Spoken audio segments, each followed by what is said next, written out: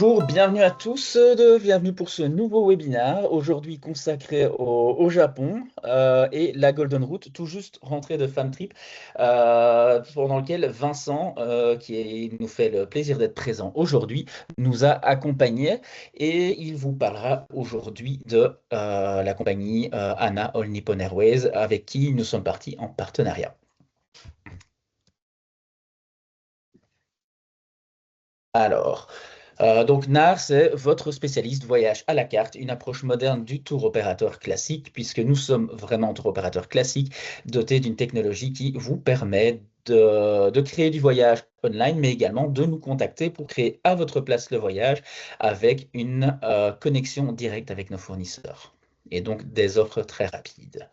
Alors, au programme du jour, un petit à propos sur NAR Bespoke Travel, nos destinations à la loupe, le Japon, donc la Golden Route en femme trip avec Anna, la parole à Vincent. Ensuite, un petit tour sur notre plateforme B2B, un résumé de la présentation. Et pour ceux qui auront encore des questions, un petit question-réponse. Alors, comme d'habitude, vous nous voyez, mais nous ne vous voyons pas. Vous nous entendez, mais on ne vous entend pas. Alors, si vous voulez interagir avec nous, il y aura JC qui sera présent dans le chat. Alors, JC qui était également présent avec nous sur le fan trip et il répondra à toutes vos questions déjà même durant la présentation. N'hésitez pas, sur la barre supérieure de votre écran, vous avez un petit onglet chat ou conversation selon la langue dans laquelle vous avez configuré Teams et vous pouvez vraiment poser vos questions en live. N'attendons plus, allons-y.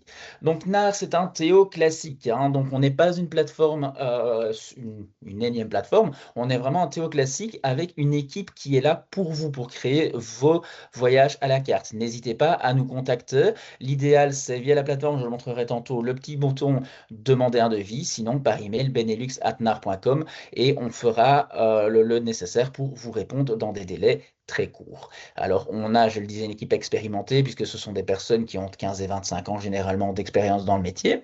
Et NAR fait partie d'un groupe international. Donc, on a trois bureaux en Italie, un bureau à Paris, un à Francfort, un à Zurich et un à Bruxelles, ce qui nous permet de négocier nos tarifs sur base de contrats européens et non pas comme un, et c'est pas péjoratif ce que je vais dire, petit tour opérateur belge. Mais néanmoins, on était au Belge et donc affilié fonds de garantie VVR, UPAV, toutes les garanties pour vous et vos clients.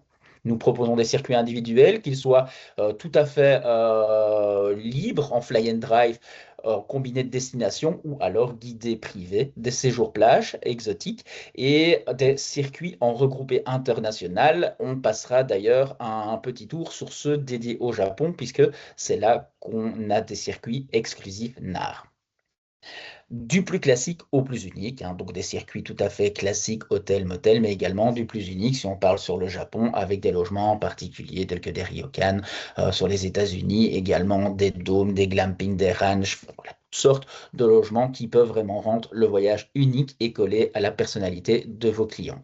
Nos offres vous sont envoyées de manière rapide et personnalisée avec vos logos et vous recevez des vrais documents de voyage. Je pense que je ne dois plus tout à fait les présenter. Ils ont fait pas mal le tour des réseaux, mais donc de la bagagerie, un roadbook personnalisé au nom de vos clients avec vos coordonnées et votre logo, des étiquettes bagages, tout imprimé, une pochette et une assistance 24 heures sur 24, 7 jours sur 7 en français que les clients peuvent joindre par WhatsApp, email ou téléphone pour une simple petite question ou un éventuel petit problème qu'ils pourraient rencontrer sur place, le tout pour régler ça le plus rapidement possible. Donc, nous ne sommes pas une plateforme de réservation, même si l'aperçu, quand on est connecté, peut donner l'impression, mais un tour opérateur classique avec une technologie à votre disposition et toutes les garanties que vous pouvez espérer d'un tour opérateur. À la loupe nos destinations. Donc, vous voyez qu'on couvre relativement bien le globe.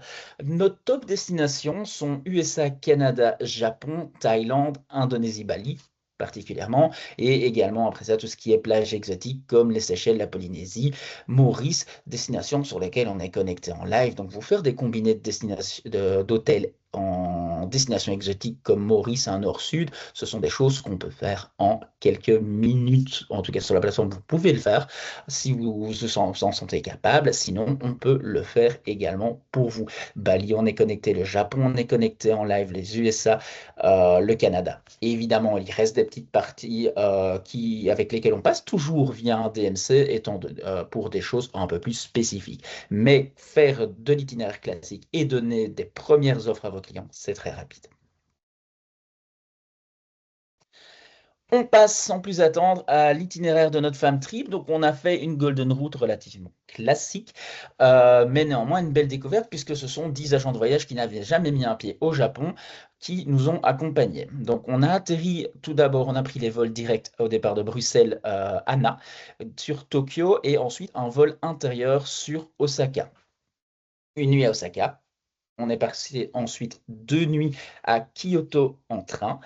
Ensuite, avec le Shinkansen, le train à grande vitesse, on est parti sur Hakone, le mont Fuji, pour une nuit. Et on a ensuite terminé notre femme trip par 2 nuits à Tokyo. Donc, petites informations, tant que je suis là sur la carte des destinations. Tokyo, à votre arrivée, donc le vol direct Bruxelles-Tokyo, ensuite l'intérieur Tokyo-Osaka. Quand vous arrivez à Tokyo, il faut récupérer ses bagages. C'est comme aux États-Unis, on refait un check-in de ses bagages une fois qu'on arrive au Japon. Pour faciliter toutes les procédures, les connexions étant rapides, vous pouvez faire le Visit Japan Web, qui est une sorte de facilitation de la douane, et vous recevez un QR code. Ça vous permet de passer plus rapidement tous les contrôles de sécurité. Une fois arrivé à Osaka, Anna vole sur l'aéroport d'Itami, pas Kansai, et c'est plus pratique étant donné qu'il est plus proche du centre-ville. Le transfert est plus court, et une fois arrivé à l'aéroport, comme vous avez déjà fait les formalités à l'aéroport de Tokyo, vous n'avez plus rien à faire, vous sortez très facilement. En première étape, donc, on a passé une nuit à Osaka. Alors, on est arrivé le soir, et pour moi, c'est vraiment, grâce aux horaires d'Anna, un très très bel horaire pour absorber facilement le décalage horaire. On arrive à l'aéroport d'Osaka autour de 19h30, le temps d'aller à l'hôtel. On ressort en ville pour manger un petit bout, et puis on part faire sa nuit, et on est vraiment en forme pour le reste du séjour. Même chose au retour, on décolle le matin, on arrive fin de journée, il nous reste que quelques heures à passer avant d'aller se coucher et de reprendre un rythme normal aux horaires belges. En tout cas, c'est comme ça que ça s'est passé pour moi et j'ai vraiment pas souffert des 8 heures de décalage. Donc, on est arrivé sur Osaka, première soirée dans le quartier de Dotonbori, qui est vraiment le quartier animé que vous voyez sur la photo de droite et même la photo centrale, avec un gros contraste entre certains bâtiments plutôt anciens et des buildings très très illuminés, une vie nocturne très animée, beaucoup de street food, hein, vous voyez ici qu'on a bien pu profiter. Je reviendrai après sur tout ce qui est nourriture et les petits conseils, nourriture, argent, tout ce que ça coûte, etc. après. On a également profité pour visiter Osaka. On a fait une nuit, donc il faut savoir que nous, on a fait un femme trip de 6 nuits. C'est pas votre premier femme trip non plus. Donc vous savez qu'en femme trip, on écourte souvent la durée des voyages, hein. Ici, on a fait un voyage de 6 nuits. Idéalement, le total doit être 9-10 nuits. Donc rajoutez une nuit pour vos clients, idéalement, sur Osaka. On a ensuite pris la route en train vers Kyoto. Alors Kyoto, pour nous, tout le groupe, ça a été un véritable coup de cœur. On y a passé 2 nuits et on a logé à l'hôtel Mercure Kyoto Station. L'hôtel Mercure Kyoto Station, il a une situation idéale, proche de la gare, qui est vraiment le nœud, le centre pour tout déplacement. Et il est vraiment magnifique. Vraiment, il a un côté au niveau de la décoration, une touche. On n'est pas dans un Mercure classique au centre de Paris, c'est vraiment quelque chose de très très bien fait. Alors de là, on a pu facilement partir visiter donc les temples Bouddha de Sanjusan Gendo, le Fujimi Inari sanctuaire, le sanctuaire Fujimi Inari, qui sont ici les torii que vous voyez en milieu. C'est la photo classique qu'on voit sur tous les itinéraires du Japon. Et également, bah, il y a tout ce qui est culture et food local avec un repas kaiseki, donc qui sont ces tables à ras du sol et typiquement japonaises, un menu en 8 plats. On a également pu aller visiter tout ce qui est le district de Guillon, qui est vraiment le quartier typique et ancien de Kyoto. Et c'est là que vous allez vraiment retrouver l'image des villes japonaises avec les petites maisons que vous pouvez avoir. C'est vraiment sur ce quartier-là. Et c'était un véritable coup de cœur avec entre autres également la visite du Golden Pavilion qu'on ne voit pas ici en photo, qui est un temple d'or, et le Kinkanshu, ici, les temples précédents. Après Kyoto, on a pris le Shinkansen, donc le train à grande vitesse de la gare de Kyoto, vers la gare d'Odawara. Alors en chemin, on a une belle vue sur le mont Fuji, si on a de la chance. Nous, on a vraiment eu la chance d'avoir un beau ciel dégagé, d'avoir une belle vue, déjà quatre belles vues même sur le mont Fuji, sur le mont Fuji, sur l'ensemble du voyage, puisqu'on l'a vu à l'arrivée depuis l'avion, sur le vol intérieur également depuis l'avion avec un beau coucher de soleil dessus.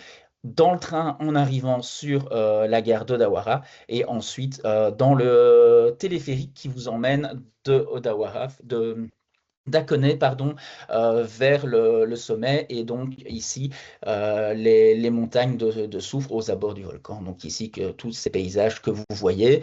On termine le tour, donc on arrive d'abord en train, en bus pour aller vers Akone. On prend la crémaillère pour aller ensuite vers le funiculaire qui nous emmène au sommet ici au-dessus. Et de là, sur le trajet, vous avez cette fameuse vue sur le mont Fuji. En redescendant avec le funiculaire, on a pris ensuite un bateau qui, en une demi-heure, sur le lac, sur le lake Ashi, nous a emmené voir les torii classiques également pour nous ramener à Hakone.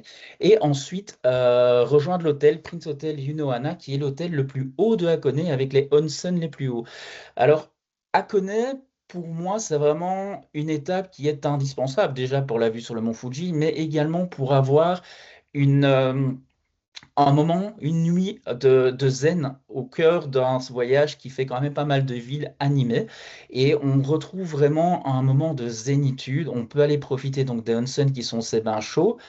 Attention pour les personnes tatouées, par exemple, c'est un petit conseil. Elles n'y auront pas accès, en tout cas dans cet hôtel-ci, elles n'ont pas accès au onsen.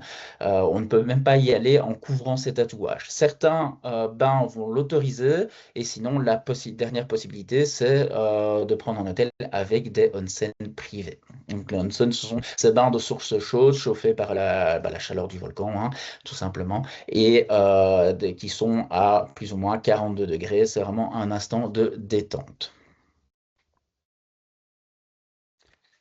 Après ça, donc ici vous avez d'autres vues. Oui, c'est également c'est dans cet endroit-là qu'on a pu profiter dans l'hôtel d'une expérience vraiment typiquement japonaise au Prince Hotel Yunohana où on a pris une chambre Japanese style où on vient alors poser le soir quand on est au dîner les futons sur les tatamis pour faire une vraie expérience ryokan. C'est pas un ryokan, un petit ryokan à proprement dit, mais ça reste vraiment une belle expérience entre l'hôtellerie et le petit ryokan pour les clients qui n'auraient peut-être pas non plus le budget d'un ryokan, d'un tout petit ryokan en tout cas. C'est un hôtel qui a vraiment plu à tous les participants du Fun Trip. L'expérience a vraiment été très très sympa avec un dîner typiquement japonais, un petit déjeuner typiquement japonais avec du poisson fumé, des...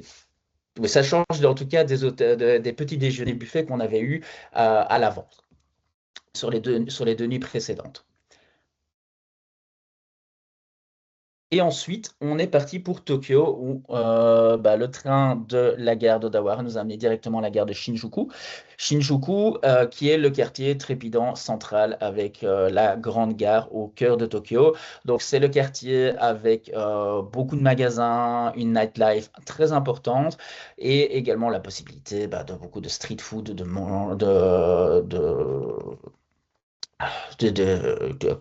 je reviens pas sur mes mots, d'animation le soir, voilà, pardon, et ensuite de là, vous partez facilement avec tout ce qui est transport en commun vers les différents autres quartiers, comme le quartier de Shibuya, qui est un autre quartier animé avec le célèbre passage piéton croisé qu'on voit à d'autres endroits, mais celui-ci est très grand.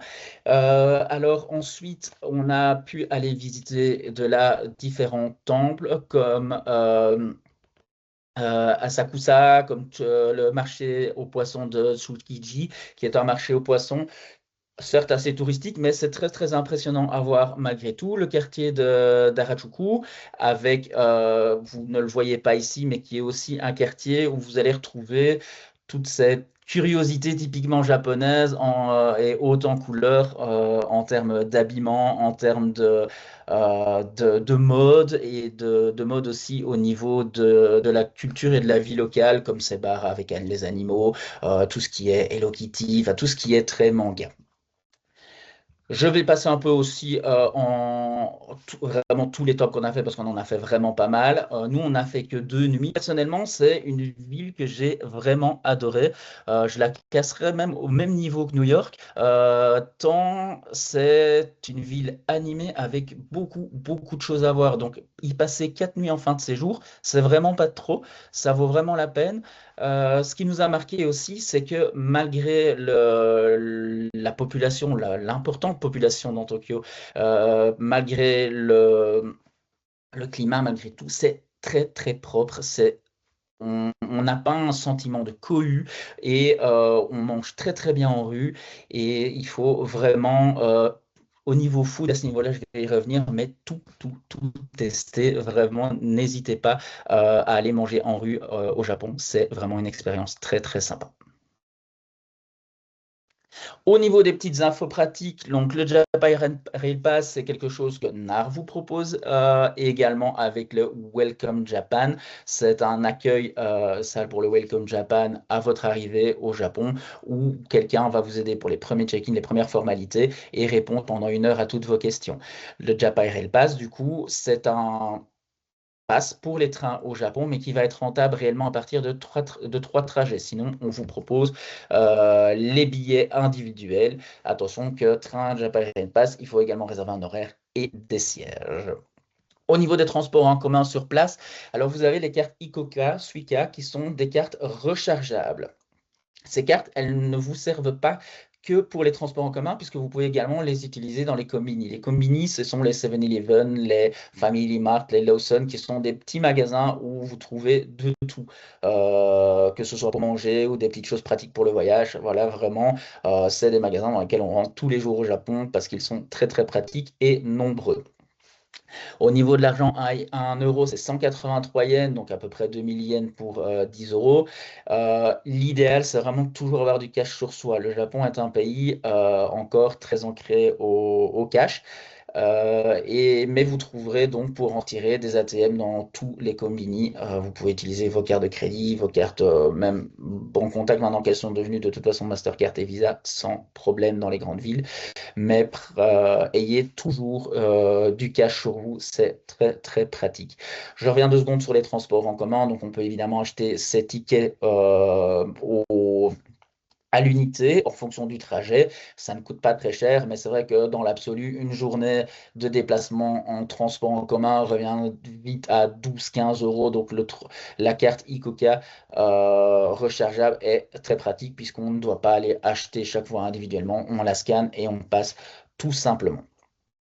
Vous avez également sur les grandes villes comme Tokyo des cartes de métro qui vous permettent d'utiliser pendant 48 heures de manière illimitée les transports en commun. En tout cas, si la carte métro, c'est juste le métro, hein. Donc, c'est pas comme à Paris où on a une carte pour tous les transports en commun. Ici, la Subway card, c'est vraiment que pour le transport, que pour le métro de Tokyo.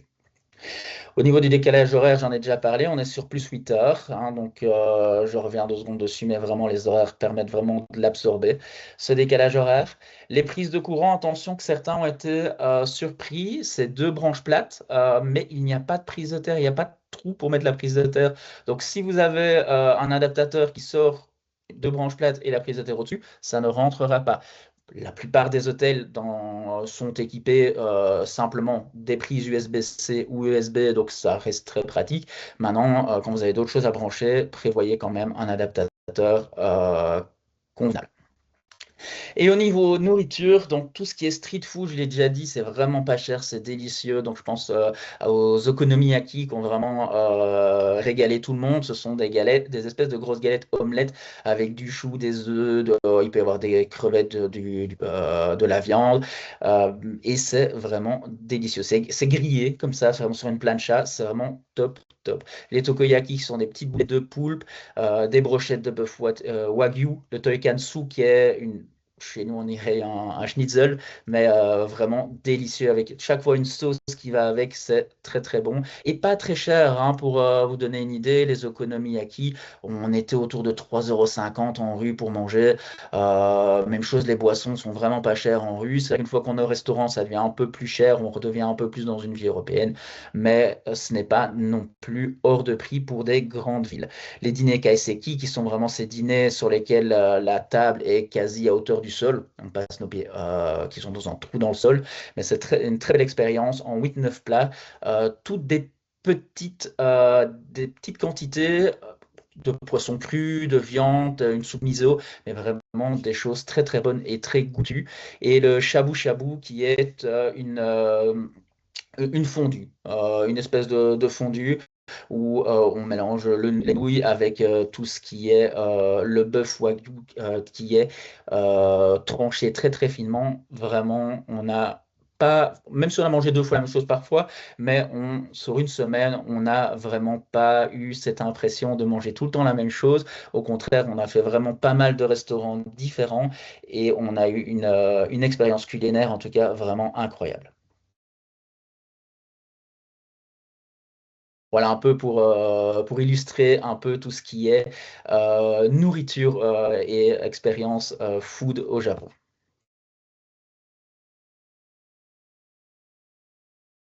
Alors, je vais passer maintenant la parole à Vincent qui va nous parler de Anna. Vincent, je te laisse Oui, merci partager ton Drew. écran. Très bon résumé. Merci beaucoup. Euh, En effet, hein, on peut s'attendre à de la modernité, à de la tradition, à beaucoup de contrastes et aussi finalement un pays qui est extrêmement accessible actuellement avec les taux du yen, le taux du yen assez favorable. Et si je dois faire une transition pour Anna, et tu peux passer au slide suivant. Donc, Anna, compagnie aérienne japonaise. Donc, on continue dans cette expérience japonaise. Donc, on souhaite nous mettre en avant nos vols directs au départ de Bruxelles, mais aussi dire à vos futurs euh, passagers, futurs clients, que l'expérience du Japon commence dès Bruxelles. Donc, tu peux passer la suite, Drew, merci. Si on regarde un petit peu au niveau du réseau, donc actuellement, on opère 3 vols par semaine au départ de Bruxelles. Et tous nos vols opèrent normalement malgré la situation au Moyen-Orient. Donc on utilise soit la route du Sud via la Turquie, puis ensuite on rejoint la Chine, la Corée du Sud pour arriver au Japon, soit on prend la route du pôle via le Pacifique. Il faut compter actuellement entre 13 et 14 heures pour rejoindre le Japon, quelle que soit la direction. Vous avez aussi au départ de l'Europe d'autres options via Francfort, via Munich, via Vienne. Vous avez aussi des parts de Paris. Donc, on travaille en accord avec Lufthansa Group, vous permettant de tout combiner au même tarif, aux mêmes conditions. Une fois que vous arrivez au Japon, donc compagnie aérienne japonaise, on a le plus grand réseau, 50 destinations. Ici, dans le cas du Famtrip, on a volé donc sur Osaka Itami, qui est, comme le disait Drew, l'aéroport proche du centre-ville. C'est un privilège des compagnies aériennes japonaises de proposer Itami. La majorité des compagnies aériennes internationales volent sur Kansai, qui se trouve à 1 heure 15 minutes du centre de Osaka. Donc, on a ici vraiment l'avantage de pouvoir voler dans le centre de Osaka. Sachez aussi que du nord au sud, le Japon, c'est 3 000 km. Donc, le Shinkansen est bien sûr une expérience qu'il faut faire dans son séjour, mais vous pouvez aussi être amené à prendre l'avion si vous souhaitez aller dans le nord, à Sapporo ou dans les îles d'Okinawa, voire même à Kagoshima, dans le sud du Japon. l'avion est tout à fait une solution possible. Et je rajoute aussi que le stopover à Tokyo est gratuit et que sur toutes les demandes de billets internationales, vous avez également droit à un aller-retour gratuit sur les vols intérieurs. Donc ça, vous pouvez demander à NAR lorsque vous faites votre itinéraire de inclure également les vols intérieurs. Alors, très rapidement, au niveau du produit, à bord, on a trois classes, Business, Premium Eco et Eco. Donc, la Business Class, on est sur un produit en 1-2-1 avec des sièges qui se transforment en lit. Vous avez toute l'expérience japonaise à bord. Vous pouvez bien sûr manger japonais, manger européen. Et vous avez également maintenant le Wi-Fi qui est gratuit. En Premium Economy, c'est un produit qui est assez intéressant pour notamment le loisir, plus d'espace pour les jambes, des sièges plus larges, l'accès au lounge et aussi le Wi-Fi pour tout ce qui est texte, donc un WhatsApp ou un Messenger est également inclus. Et enfin, classe économique, on a également un produit très complet avec chaque fois une pièce de bagage inclus. Le pré-sitting est également encore possible chez ANA. Vous avez aussi le choix entre repas japonais, repas européens. Et aussi le seat pitch. On me dit parfois, oui, les Japonais sont petits, alors on ne va pas avoir beaucoup d'espace pour les jambes. Eh bien, c'est faux. On est une des compagnies aériennes à offrir le plus d'espace pour les jambes en classe économique avec 86 cm. Donc voilà, pour résumer rapidement, puisque le temps est compté, donc on continue à voler normalement, malgré les conséquences de la crise et de la guerre en Iran. L'expérience japonaise commence à Bruxelles. Le stopover à Tokyo est gratuit. Les vols domestiques peuvent aussi être une solution pour compléter votre voyage. Et on est également une compagnie aérienne 5 étoiles, donc où le service est important. Voilà, merci Drew de m'avoir donné l'occasion d'intervenir ici dans ce webinaire. Avec plaisir. Et donc, n'hésitez pas à vous enregistrer sur Anna Sky Agent également. Pour la petite expérience également, je confirme, moi je fais quand même 1,85 m. J'ai pu tester deux sortes de sièges. J'ai testé les sièges sortis de secours, les sièges normaux en économie et vraiment, j'ai pas eu de problème d'espace. On a été très confort sur l'ensemble du vol. Un vol de 14h30 au retour qui est franchement passé pour moi relativement vite.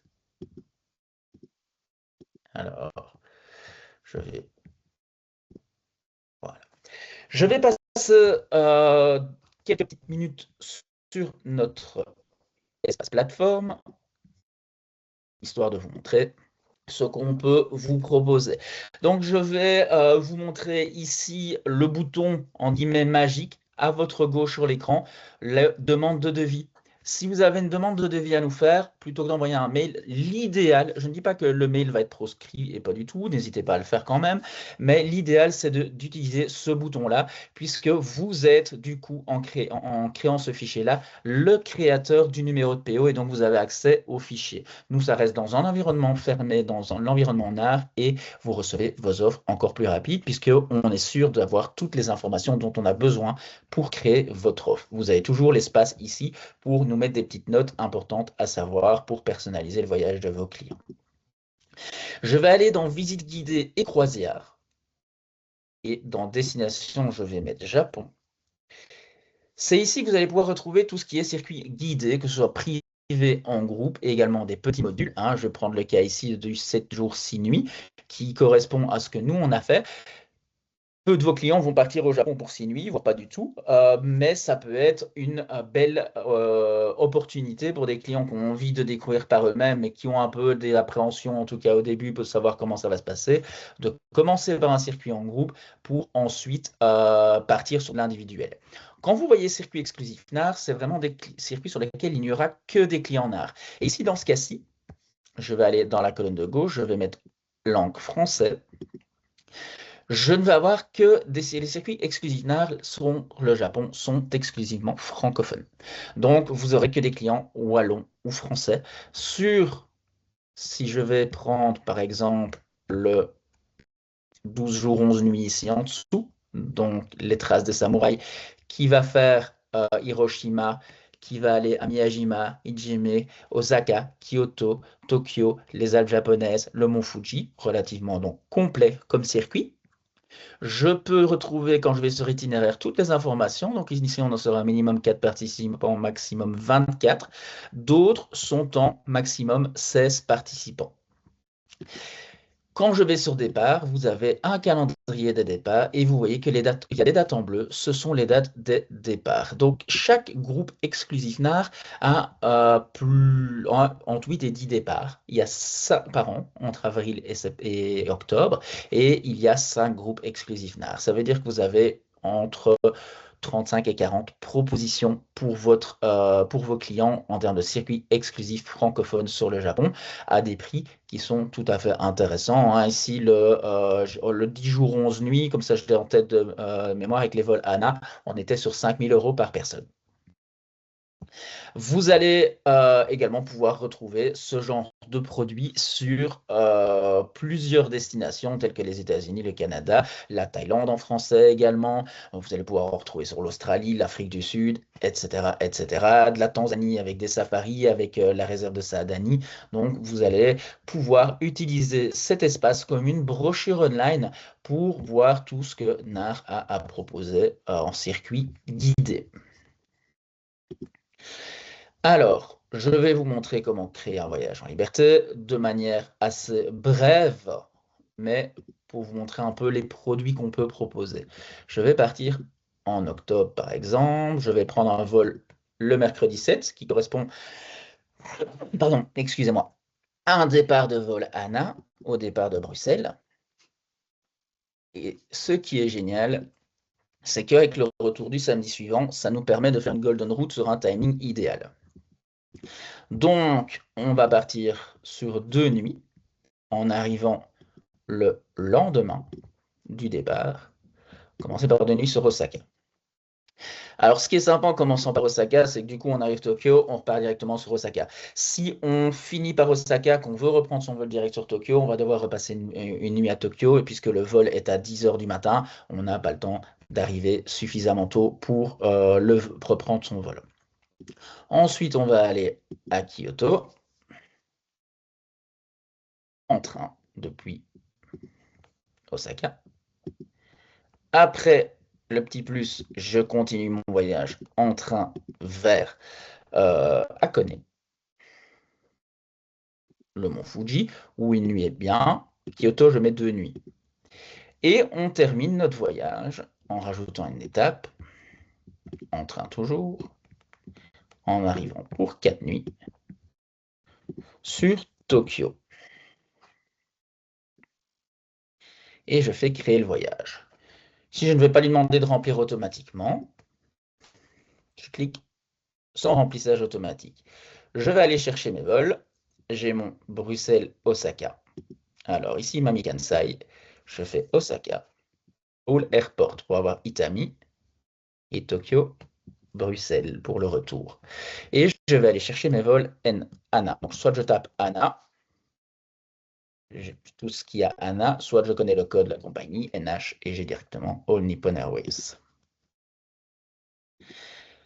Et je peux faire rechercher. Donc, j'ai ici forcément que du ANA. Si je développe, j'ai les différents horaires possibles. Je vais prendre ce vol-ci, un départ à 19h30, arrivée 16h10, un redécollage de Narita vers Osaka Itami à 17h35, arrivée 18h55, et le retour à 10h30 du matin. J'ajoute au voyage. Il nous faut les hôtels à Osaka. Nous, on a logé à l'Holiday Inn.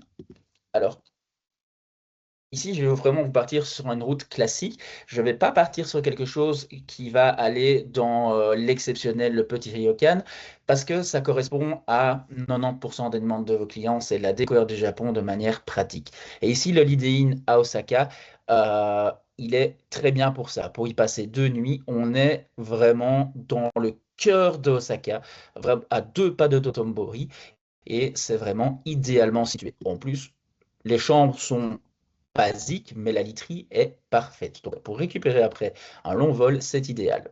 Et j'ai ajouté mon hôtel. Sur Kyoto, je vais prendre le Mercure, le même dans lequel on a logé. Je vous montre un petit peu à quoi il ressemble en cliquant dessus.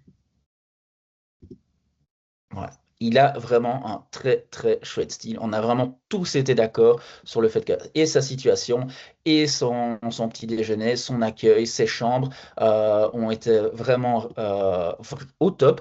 Avec en plus de ça vraiment des chambres qui sont relativement spacieuses pour des chambres au Japon. Donc on va prendre une chambre supérieure ici en tarif remboursable. Je vais aller chercher sur Hakone. C'est là que vous allez pouvoir avoir des possibilités d'onsen, de ryokan. Moi, je vais vous parler de l'hôtel dans lequel on a logé, qui est le Yunohana Prince Hotel. Et on va le prendre en chambre Japanese style, comme je vous ai montré tout à l'heure. Et à Tokyo, on a logé au Keio Plaza. Le Keio Plaza, c'est un hôtel qui est adjacent à la gare de Shinjuku. Il est vraiment idéalement situé. Ça a beau être ici un itinéraire classique, je vais vous de la prendre parce que les chambres sont rénovées. On va le prendre avec petit déjeuner. Hop. Je vous propose de manière classique, mais néanmoins pas de la manière la plus économique quand même. Et on voit qu'ici, vol hôtel, on est à 3 300 € par personne pour un 10 nuits. Ce qui reste pour le Japon quand même quelque chose de correct. Alors évidemment, après ça, il va me falloir tout ce qui est transport. Quelque chose qu'on conseille régulièrement à vos clients et que, évidemment, on a appris que certains le réservaient en direct parce que vous ne saviez pas qu'on le vendait, qu'on le proposait, c'est le Bienvenue au Japon, le Welcome Japan, où vous allez avoir quelqu'un qui va vous accueillir au Japon, qui va vous aider, en tout cas vos clients, pour les premières démarches au Japon, lors des premiers pas, et qui va passer 1 heure avec vos clients pour répondre à toutes leurs questions. Les possibilités de réserver les billets de train en individuel, carte SIM prépayée, maintenant il y a pas mal d'applications qui permettent également d'avoir des eSIM et donc toutes sortes d'excursions. Vous pouvez sur chaque ville demander un guide, des visites avec des guides francophones ou anglophones. Attention que l'anglais au Japon, c'est pas ils le parlent, maintenant il faut quand même bien tendre l'oreille. Ça fait partie de la vie là-bas. Tous les guides ne parlent pas un anglais parfait, mais néanmoins on se comprend bien et on comprend bien les excursions malgré tout. Donc vous avez vraiment la possibilité de réserver la Kone Free Pass pour ce qui est de toutes les activités et déplacements autour d'Akone. Tout ce qui est billets de train, billets de bus, tout ce qui est transport en commun, visite, cérémonie de thé également, on l'a fait à Kyoto.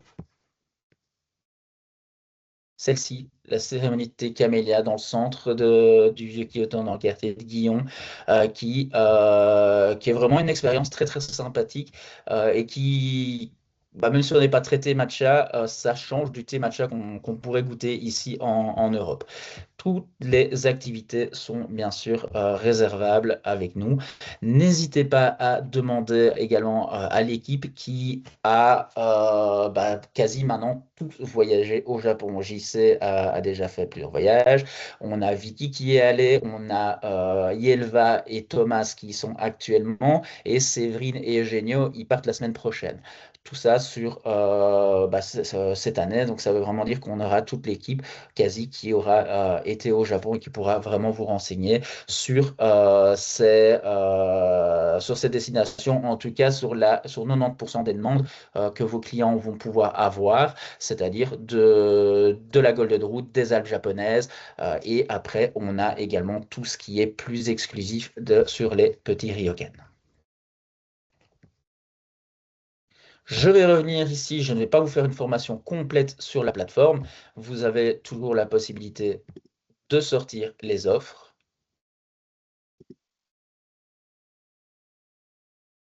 pour remettre à vos clients euh, avec des photos les liens vers les hôtels qui arrivent dans un environnement fermé, c'est-à-dire que c'est ce que votre client recherche quand il a les noms des hôtels, ce sont les photos.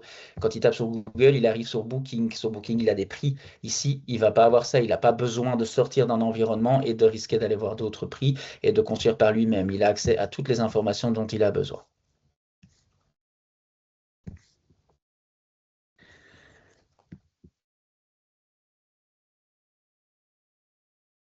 Hop. C'était pour le passage sur la plateforme. En résumé, donc NAR, c'est un Théo belge classique 100% B2B affilié au fonds de garantie, spécialiste voyage à la carte et guidé avec une équipe locale à votre service, des offres rapides et personnalisées, une force d'achat internationale qui nous permet d'être très très bien positionnés sur nombre de nos destinations comme les États-Unis, le Canada, le Japon, la Thaïlande, Bali. Tout ça, ce sont des destinations, l'Australie également, la Nouvelle-Zélande, sur lesquelles on est très très compétitif niveau tarif. Des très beaux documents de voyage et un service de conciergerie 24 heures sur 24. Pour tout ce qui est contact, n'hésitez pas, vous avez mes coordonnées. Vous avez également les coordonnées de Vincent. Je vous les mettrai dans le petit mail de suivi. Comme ça, si vous avez des questions, vous n'hésitez pas à lui envoyer un petit mail. Et pour nous contacter pour vos réservations, vos demandes, benelux@nar.com. N'hésitez pas à utiliser le téléphone aussi, hein. Si vous ne trouvez pas quelque chose et que vous êtes en train de faire vous-même, que ce soit du Japon ou autre chose, ou une simple question ou une cotation qui peut être rapide, un city trip New York, 7 nuits à Tokyo, parce que ça demande aussi qu'on reçoit des séjours plage également. N'hésitez pas à utiliser le téléphone, on pourra vous répondre très vite. Alors, je vais libérer ceux qui n'auraient pas de questions. Et si vous avez des questions, on va revenir dans le chat tout de suite. Donc, pour ceux qui s'en vont et qui n'ont pas de questions, je vous souhaite une très bonne journée. Je vous remercie pour votre participation, encore un nombre. Et, et je vois que JC a déjà répondu à pas mal de questions dans le chat.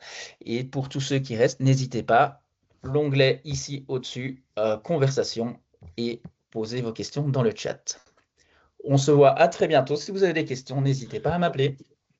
Merci à tous également. Bonne journée. Merci Vincent.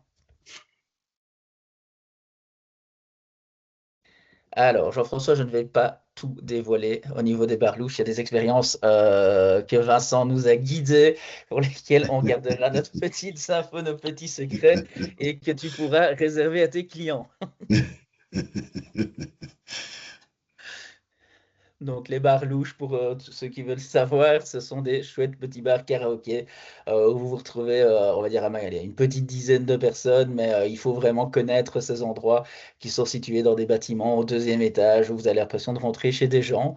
Euh, on a surnommé ça les bars louches, mais voilà, c'est des petits bars karaoké qui sont monnaie courante au Japon et très très sympa, une très chouette ambiance pour la nightlife. Écoute, Bastien, on peut manger à toutes les heures. Au Japon, on a mangé à toutes les heures, hein, donc il n'y a pas de souci. Il n'y a pas de problème. Alors pour Uber, oui, Cathy, il y a une application, l'application Uber tout simplement. Oh bah voilà, je vois que JC t'a répondu, très bien. Euh,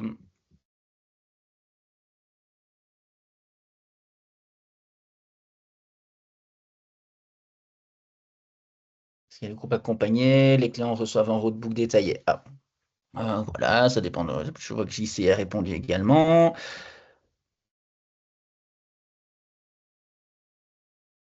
Bah voilà, avec plaisir, Marie. Merci à tous. Sayonara, Irène. Merci Xavier pour la présence. Je vois qu'il n'y a plus de questions. Et je vous souhaite donc du coup une très belle journée. À très bientôt. Merci À Vincent. bientôt, Drew. Merci. Au revoir.